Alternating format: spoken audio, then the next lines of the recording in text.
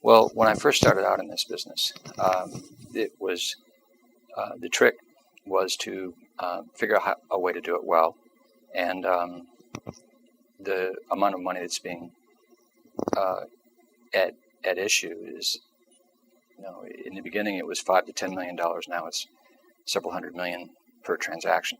So anytime you have a situation where that much money is involved, just the roundings could be millions, and people fight very hard in order to protect their interests. What happens in the beginning, I think, is that they try to figure out a way to be smarter than you, and they try to outsmart you. Figure that there's something that maybe you don't know that they know, and they can trick you into agreeing to something that deprives you of your rightful gain from the transaction, whatever position you happen to be in at the time. And so in the beginning, in the early 80s when I was doing this, that seemed to me to be what the game was. And so I tried to just be good at that game. And I found out that I had an aptitude for this, and that after you do a few dozen of these transactions, it's a little bit harder to trick you. But come to find out, you could actually trick them. And I got to the point where I just didn't want to play that game anymore. What I really wanted to do is to tell people what I really wanted. And I thought that everybody that was involved in the transaction had some right to receive either a job or compensation or a commission or a contract to build something or whatever it is that they were bargaining for. If they were at the table in the first place, they hadn't disqualified themselves in some other way, that they ought to be able to get what they bargained for. I went to my employer. I actually went to my lawyers first after having done many transactions with this same group of lawyers. And I told them that I didn't want to play this game anymore. I wanted to just tell them what I really thought I deserved out of this transaction, and I recognized what they ought to get out of it, and that I was going to actually help them to protect their interests. Well, the lawyers became very upset about this and said that they would not represent me. That I worked for a public company at that time, and that I needed to go to the board of directors and tell them what I was going to do and get their permission. And if I didn't do that, then they weren't actually going to help me do this, or even allow me to do it.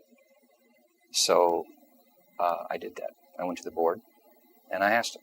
I told them what I wanted to do, and said I just wanted to play this completely straight, be honest on each of the points, and I wanted to put together fair documents that were fair for everybody. And they gave me permission to do it.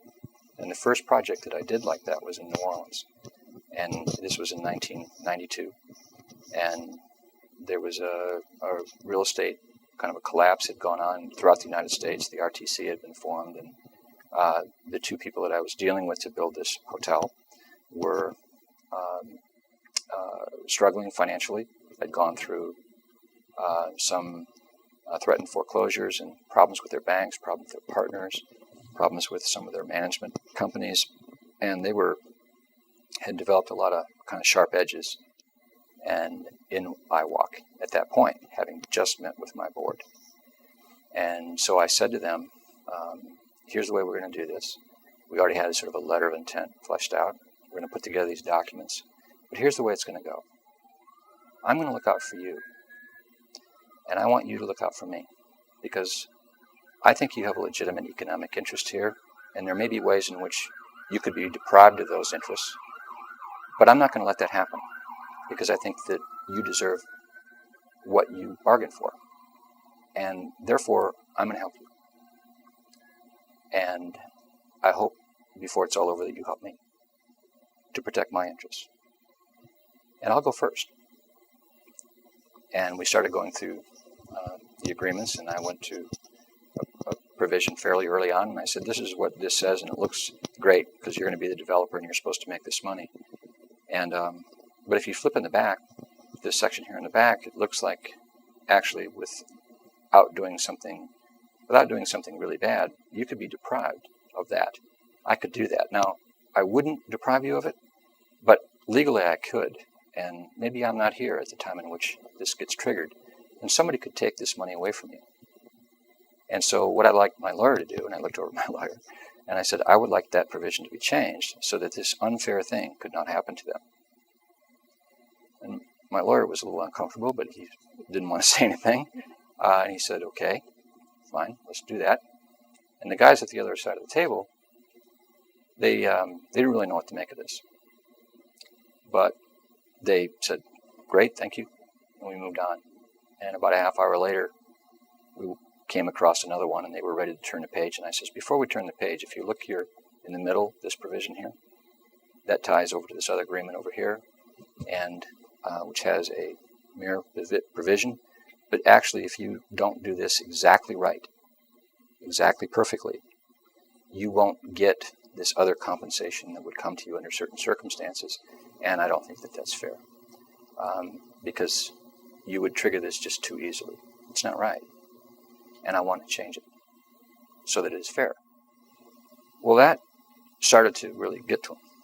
And as we went on over the period of the next several days going through these agreements, I kept doing that whenever I could. And when things would come up that really hadn't been resolved, we debated them, and I would say, well, this is what would be fair for me. Now, what would be fair for you?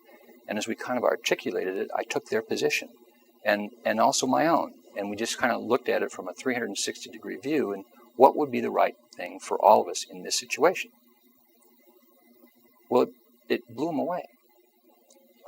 We were able to conclude the transaction, and everybody felt great about it. We built the hotel, and for $25 million, they brought it in on time and on budget, which was great. 2 years later, we sold it for $45 million. We made a $20 million profit, and they got half. And that transaction saved them financially.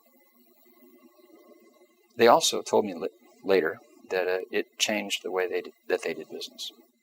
One of the two of them, I thought, really kind of got it as we were going through it, and one of them I didn't think did. Well, some years later, we decided to do another project together, same two guys.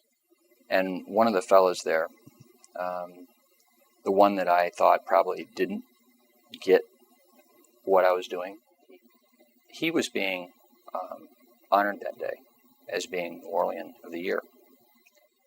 And finally, it was his turn to say thank you or whatever. And he stood up to the microphone that was in front of him, and he turned to the audience, the people who were there, and he pointed to me, and he said, Jack, would you please come and sit next to me? So I didn't really want to do that. This was not about me. This was not my moment. This was his moment.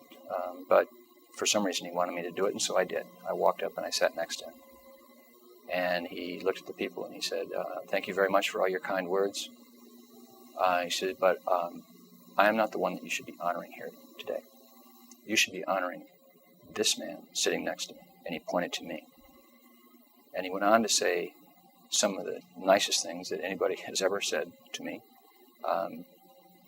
I can't repeat it, but he thanked me. He thanked me. They were saying, it's you, sir, him.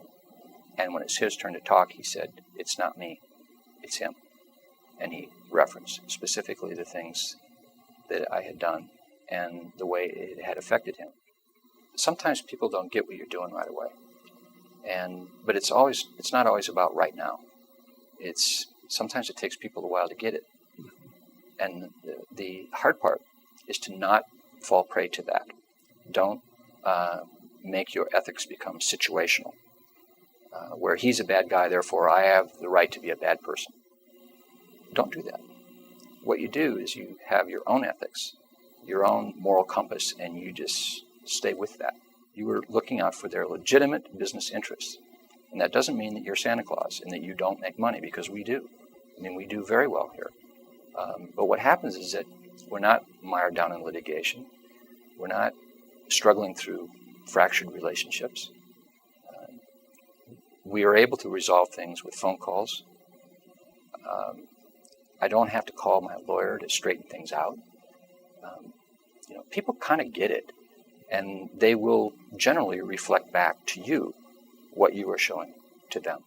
Was there something that happened in your life where you decided you didn't want to do it the normal way and you wanted to do it this other way? What caused this to happen? Well, when I was a teenager,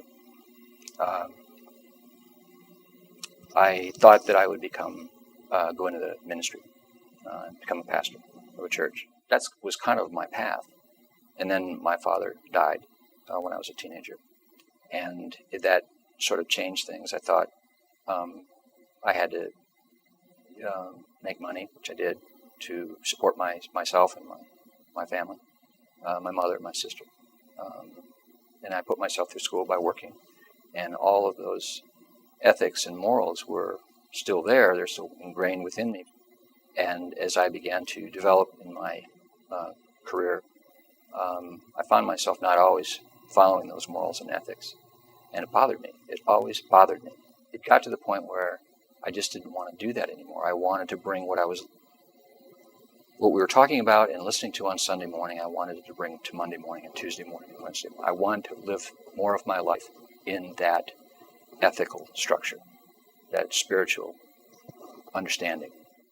And, the interesting thing is, though, is that there is no penalty that you pay. It's better. You do better. You don't do worse. That's the joke of it. There's no penalty. It's easier. You actually make more money. Your business booms. I mean, I don't know why I don't know why everybody doesn't do this. What happened? It's human nature to be maybe a little bit manipulative and trying to outsmart the other guy. Your ego gets involved and you don't want to look like an idiot and all this kind of stuff. And it forces you into behavior and it's reinforced by everybody else's behavior. But man, as soon as you stop doing that and you just go out and do the right thing, it works.